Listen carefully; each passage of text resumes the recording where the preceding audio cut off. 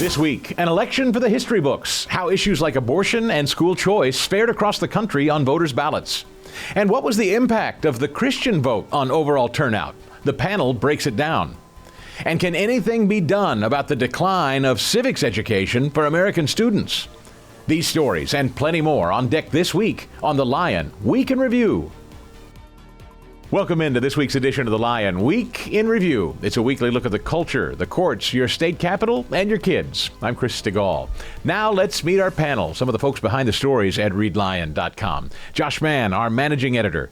Michael Ryan, executive editor. And Adam Wittenberg is a staff writer at The Lion. Gentlemen, we jump in on this post-election edition of Lion Week in Review, where in addition to the candidates on the ballots, there were some big issues, abortion issues, not the least of which out there, Adam. And it's interesting, depending on where you look from state to state, how abortion fared on the ballot. What do you know?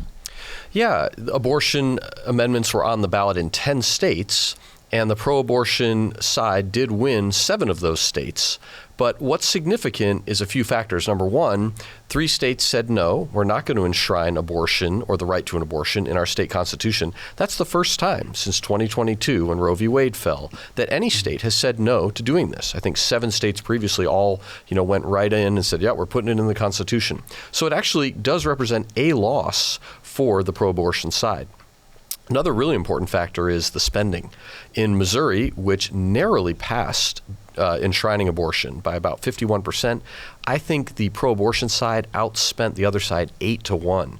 So when you spend all that money, relentless television ads, and you only get 1 or 2 percentage points ahead, that's not a resounding victory. And that's an interesting point he makes, Michael, because from what I hear, legislature members in Jefferson City are talking about maybe because of that very thing, because it's tight, they could take another bite at the apple, try to maybe introduce another amendment to rein in what was just passed on the ballot. Is that what you're hearing?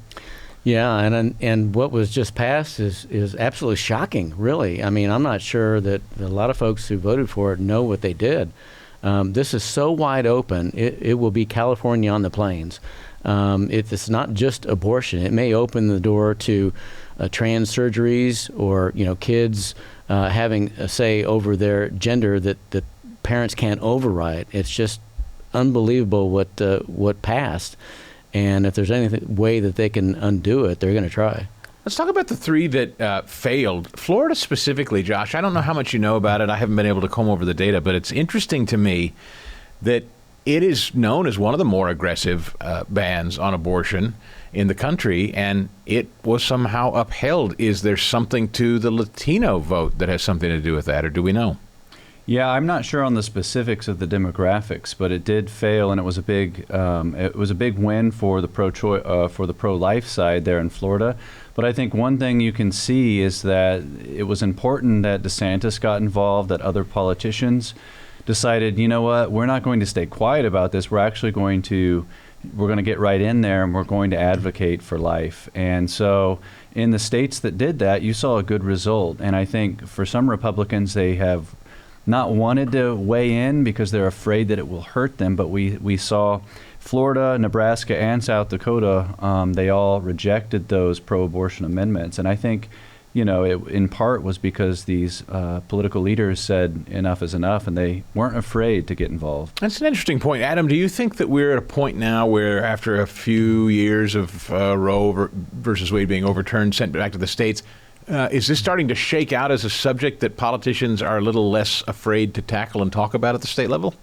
Well, I think to Josh's point, I think a lot of politicians were not wanting to address it. But what he just said is that DeSantis and Florida proved that, no, you can get involved and you can stand for life. So I definitely hope the tide turns back, that even some of these closer results like we saw in Missouri will show politicians that you can go to war on this issue. You can at least go to bat on this issue.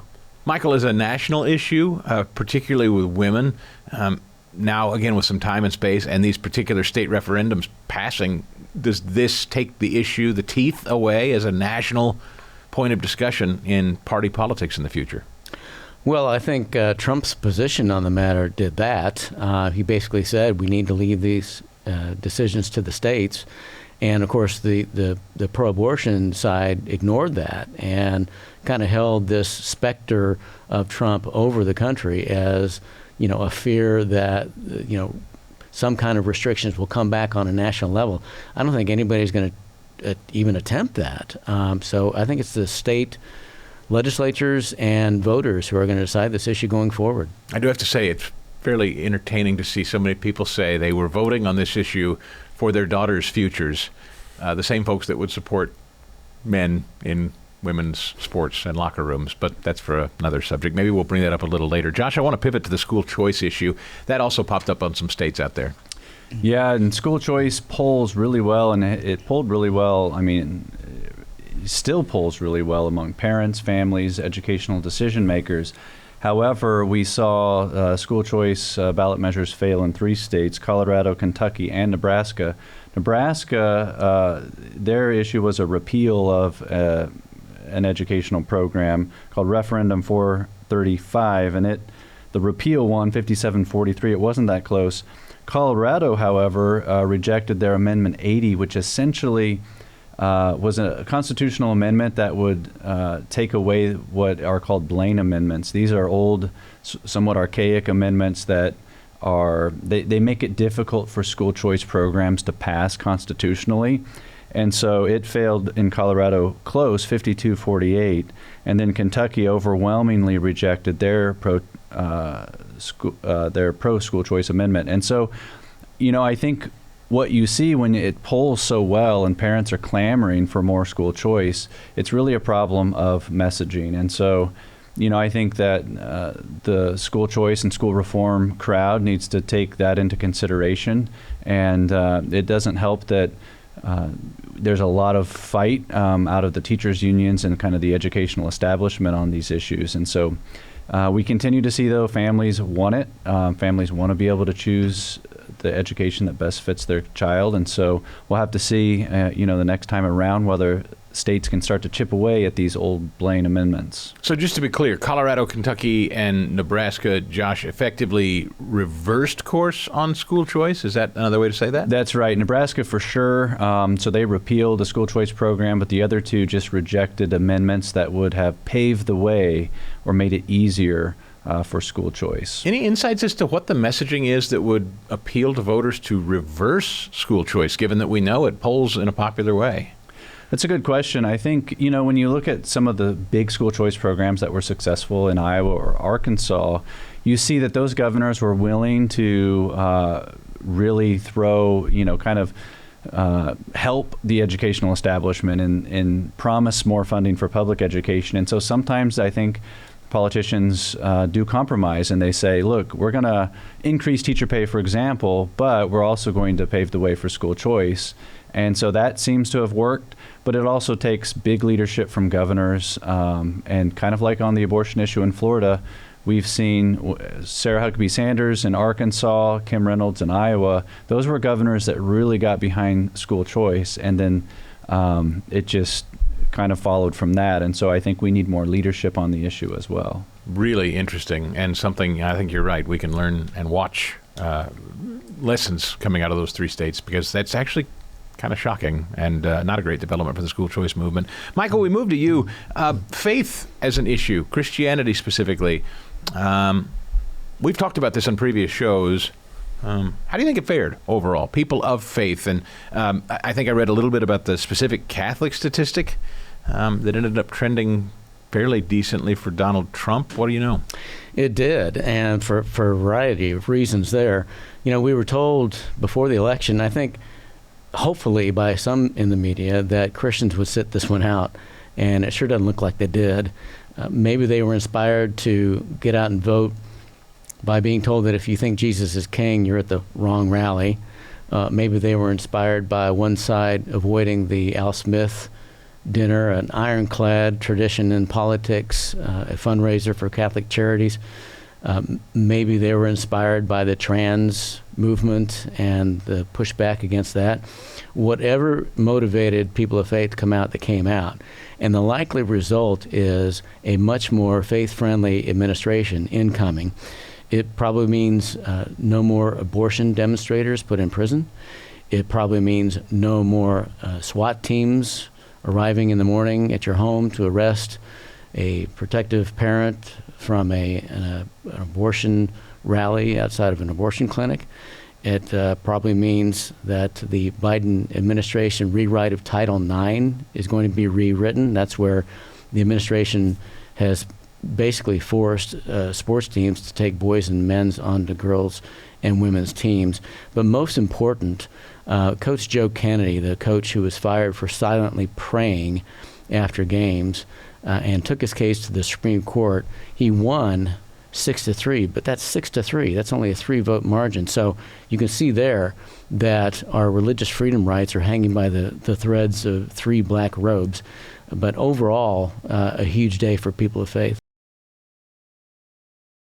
On social media, that they had an obligation to sit it out altogether, because while they may not have been big fans of Kamala Harris and her policies, they found maybe the personal life of Donald Trump objectionable too, and thus a reason they should sit out. Not my position, but just something I read. I guess I'm not seeing that was widely adopted, but I heard many evangelicals suggest that could be the case. Yeah, it doesn't appear so. I think there are numerous tactics that have been trying to keep evangelicals from voting. Let's recall in 2016, where there were these articles coming out a day or 2 or 3 before the election saying, let's all just prepare for a Hillary victory, or don't even bother voting. It's in the bag. It's a done deal. And all these attempts to scare, to withdraw, to pull back. And that's not good. Jesus talked about not withdrawing, or Scripture talks about not withdrawing from a fight, or put your hand to the plow and don't look back, or he who remains faithful to the end. And so I think it's better or commendable, even if you don't necessarily like either candidate or have a big preference, to still be involved in politics and vote and not just withdraw and give up. Josh, you've got a bit of a theological background. I'll pick your brain on this too, because I just think as a philosophical matter, it's an interesting one, and that is those that would say, hey, God's on the throne, he's got this, whether I vote or whether or not, it doesn't really matter. I have heard some evangelicals say something like that. I have heard others say Jesus is on the ballot, and it is absolutely your imperative, and you must vote. Where do you fall on that? Yeah, well, my personal view is that we're obligated to vote, that actually Scripture talks about submitting to earthly authorities in 2nd or 1 Peter 2, and I think in our constitutional democracy that the Constitution is our authority, and that actually submission to a government authority in our case requires civic involvement, that actually we are obligated to be civically involved. It doesn't mean we'll all agree, and so I would argue that Christians ought to vote and ought to understand the issues, learn the issues, and civically engage. And so I think they did this election. Now I think in the aftermath, Christians have to, keep their eyes on the prize and understand what their calling is in this life, and still do our best to preserve what I think is a wonderful place to live as a religious person. And I agree with what Michael said. I think religious liberty won in this election, and we were seeing some major threats to religious liberty. And, as a Christian, I would say we need religious liberty. Even if I disagree with the religions of other people, we certainly need to be free to practice as we see it. Which brings us to Michael's piece this week about Cuban Americans, warning of some unsettling characteristics from where they hail, they believe are imported here to the United States. I wonder if this election has maybe staved that off a little bit, Michael. Yeah, it's a different day because, these are the things that I was talking with Cuban Americans about before the election. Government censorship and dependency, religious intolerance, the jailing of political rivals and dissidents, supply problems and emptying shelves, unaffordable goods, leaders lying through their teeth, demonization by race and class, dishonest, virtually state-run media. These are all hallmarks of a communist state. And the Cuban Americans that I spoke to before the election told me they see that happening here. A Cuban native, and this all started because a Cuban native wrote to us, totally unsolicited, quote, "A lot of the Cubans I know are asking why they risked everything in the 60s, 70s, and 80s to come here if this place would eventually end up falling to communist goons. Pretty strong language. I asked other Cuban Americans what they think and if they agree with that. They do. One said that several years ago, quote, "For the first time in my life, I saw my parents scared, here, of all places, where they felt secure." And I'm just wondering, has the people ever voted itself out of communism? You know, Josh, that brings to mind Xi Van Fleet, a woman from China who has been instrumental in fighting on behalf of school choice in places like Loudoun County. Yeah, we see people like Van Fleet and others we've interviewed for articles who remember communist China. They grew up in households and remember the things that they had to do, things that they had to hide from the government or be concerned about, the way that their parents had to behave. And we need to listen to people like these because nobody sees it coming. But then some of these folks say, no, actually, it's right under our nose. And I think this election, I think this election's a rebuke for a lot of different institutions. I think one is the legacy media, and I hope that they listen. I hope that they recognize that the American people are not for censorship. They're not for collusion with government officials or ideologies. And, we're kind of in a new age. I think there's a political realignment we've talked about on this show, but there's also other kinds of institutional realignments happening right now with the rise of X and the fall of legacy media. And so it's a really interesting time, but I think so far it looks like the First Amendment is prevailing. And so I think we need to celebrate that. Adam, for people that are curious about looking at Christian education for their kids for the first time, or maybe looking for something to affirm their decision, you've written an interesting story at The Line this week. Yeah, this story came about. I was talking to Principal Danny Maggart at St. Joseph Christian School, and he said a parent told him a few years ago a quote that's kind of stuck with him. And they said, "It's not that there are different opportunities at public school, it's that there are other opportunities." Because many times there's this feeling of, oh, if I send my kid to private school, Christian school, there's less opportunities and they'll get more chances at public school, clubs, groups, sports, etc. And what he pointed out is they're actually getting other opportunities because no opportunity you can gain, no club, no sport, no group can compensate for a Christian worldview. Josh Jillian Schneider has written an interesting column about the state of civics in the classroom in America in 2024. That's right. Civics education, the civics scores in schools across the nation have been in decline and reached some of their lowest levels in 20 years.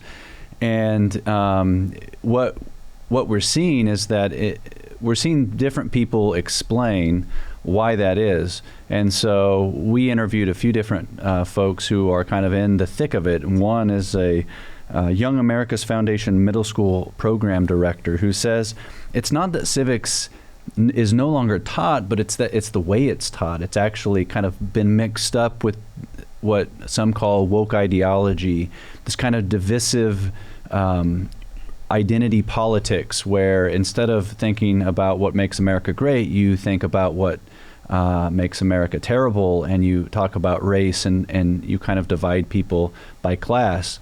And so we're seeing that civics education is not being taught well in a lot of places. And if we want to preserve our democratic republic, we need young people who grow up understanding how government works, why it's important that they have a voice. And I would just commend once again my colleague Michael has written a book about civics called You Rule, and it really simplifies the essential principles of American republicanism, this idea of a democratic republic and its importance. And I'll tell you, I was thinking about this. I had a civics teacher my freshman year of high school, and with all due respect to that man who may or may not be watching the show, I just really wasn't that interested. It was a bunch of facts. We got tested over just facts, memorized the U.S. presidents, et cetera, et cetera. But I didn't appreciate the way it worked and why it was important. And so I think we've got to think about how do we teach this in a compelling way, because it's so important. And I've never thought it's more important than I do right now. You know, Michael, to Josh's point, I heard Lawrence O'Donnell on MSNBC lamenting again the Electoral College. He was unhappy with the election turnout, and he apologized to California and New York for being ignored, essentially, because we were also focused on the electoral vote count. And I think it's worth probably exploring for a minute, since we're so close to the election. Do you care to explain why the Electoral College is important, and why this canard that it needs to be abolished and we go with a strict popular vote is a fallacy? Wow, where do we start? I mean, the Electoral College, we hear a lot about making America great again. Well, Electoral College is one of the things that makes America great. It allows states to be relevant not only in elections, but in policy making every day, every year. If it weren't for the Electoral College, if it was a direct democracy, the large states would always rule over the others. It would almost become a feudal system. And to Josh's point, I opened my ebook on civics, You Rule, by talking about the fact that my poor civics teacher, I remember everything about him except anything he ever said, because I wasn't ready. I wasn't ready for that. It took me years in journalism to really make me see the beauty of our system. And I'm worried that a lot of people still don't see the beauty of our system of self-governance. And what happens when a self-governed country doesn't know how it's run? That's scary. Adam, we've done shows not too long ago about people not really knowing what the First Amendment is, what it says. I mean, the simple Bill of Rights is something that seems to be slipping out a lot of people's purview. Yeah, I mean, there is a whole agenda, the dumbing down of America, and we write about it here on The Lion all the time. The failing status of most public schools or government schools, that half the kids or less don't score proficient in reading, in math, and certainly not in civics or these other very important educational things. And I think it's a deliberate chipping away at our educational freedoms. I'll just point out really fast, I had a season where I covered a town with a very elite private school in Connecticut. I think actually Donald Trump's daughter went there, and other famous people.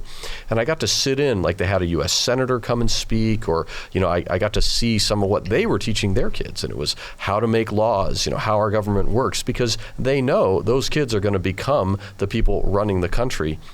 And we kind of have that two-tiered system currently in a lot of places, where the wealthy, these are kids of corporate bosses and politicians, are going to these schools and they're learning how to run the country and make laws. And then those who are being controlled are going to these government schools and coming out with little to no knowledge of even what their rights are. Last story today is from Michael, and it's a story on something that Europe has slowly gotten away from over years, the use of puberty blockers on minors and transgender surgeries and whatnot. It's an interesting subject in that it was considered maybe by some as a sleeper issue of importance in this election. Megyn Kelly, the talk show host, notably jumped on the campaign trail and stood with Donald Trump in the closing days to address this. She says this is one of the imperative issues of our time, to know more about what we're doing to children. I haven't seen the data on it yet in terms of what, if any, impact it had on the election, but you have a story specifically about a researcher who has found some really alarming stuff, and she sat on the findings. Yeah, this was Dr. Johanna Elson Kennedy, and she hid research that indicated there were no mental health benefits to administering puberty blockers for transitioning minors. And this experiment involved 95 kids getting puberty blockers, average age 11, and it showed no mental health improvements to be spoken of.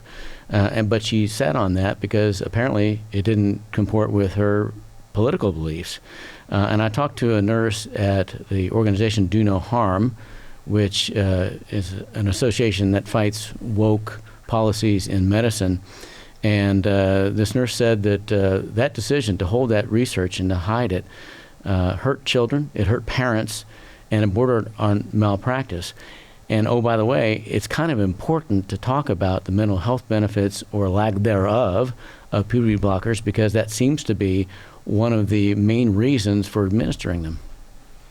Before we wrap up, we always like to go around the horn and ask our contributors of the week their favorite stories at readline.com. And Adam, we start with you. What do you like? Yeah, actually, I'm going to go with that story Michael just mentioned. I mean, it's absolutely scandalous that this government-paid research, our taxpayer dollars paid about $10 million for this study, and because the researcher didn't like the findings, it didn't agree with the woke agenda, she sat on it. Josh, your favorite this week? Well, I like Michael's story about the Cuban Americans who are are concerned about the direction that America was heading in or might head in before the election. And I think, in spite of an outcome that probably some of them we still need to be vigilant, and we need to understand the importance of maintaining our self-rule, our self-government. Michael? Well, I'm always excited about civics, so I'm going to go to that story and just say two things. One, I think there needs to be a national civics test to graduate high school.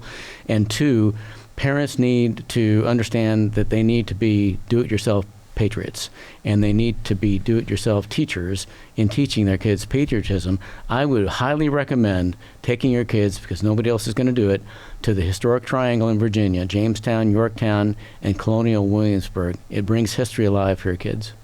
These are the stories, many, many stories, much more like these and many more at readline.com that you'll see each and every day. I hope you'll check it out yourself. Keep up to date on all the latest news at readline.com. For all of us at The Line, until we see you next time, thanks for downloading the show.